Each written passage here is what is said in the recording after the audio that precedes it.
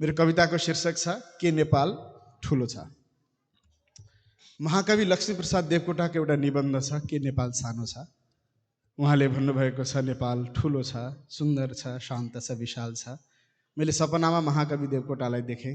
उहाँले मलाई यो निबन्ध सुनाउनु भयो के नेपाल सानो छ। मैले म्युजेर कविता लेखेँ के नेपाल ठुलो छ। कुनै सपनामा फेरि महाकविसँग भेट भयो भने यो कविता सुनाउने छु। त्योभन्दा पहिले यहाँहरूलाई समर्पण गर्छु। के नेपाल ठुलो छ। मानौ स्वर्ग परी नुहाइरहने सेता सफा ताल छन्। मानौ स्वर्ग परी नुहाइरहने सेता सफा ताल छन्। योगी का शिर चन्द्रमा सरी यहाँ लोत्सेर सैपाल छन्। होलान् रम्य पहाड किन्तु धनले छौ नित्य कंगालत। होला सुन्दर शान्त किन्तु कविजी सानै छ नेपालत। ढुङ्गा हुन् दुई छेउमा तरुलका हैनन् विवेकीहरू। ढुङ्गा हुन् दुई छेउमा तरुलका हैनन् विवेकीहरू।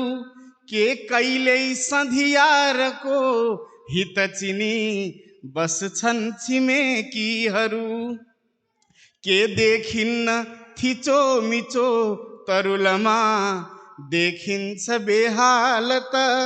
सुस्ता सुस्त सुसाइराख्छ कविजी सानै छ नेपालत। छाडी जानु छ जानकी अब छिटै तिम्रो धराको धुलो। छाडी जानु छ जानकी अब छिटै तिम्रो धराको धुलो। पुग्नै पर्दछ बुद्धले पनि धरा नेपाल भन्दा ठुलो।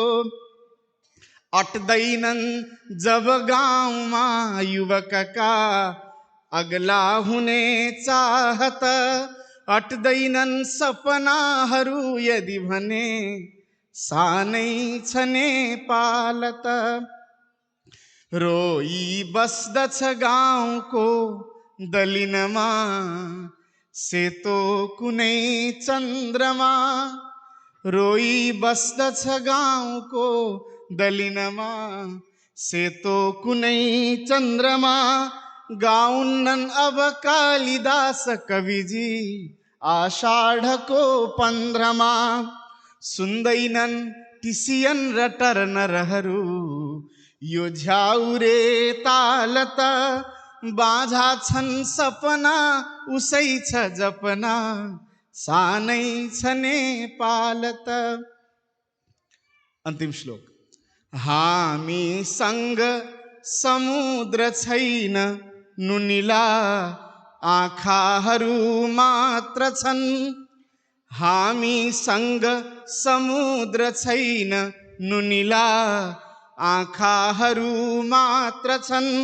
छैनन् वीर लडाकु छन् जिउभरि टाकाहरू मात्र छन्। अग्ला छन् हिमशैल किन्तु जगमा होचो छ हाम्रो कद।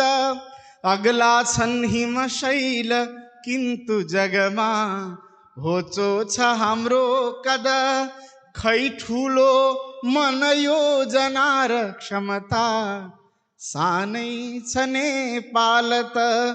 होला सुन्दर शान्त किन्तु कविजी सानै छ नेपालत।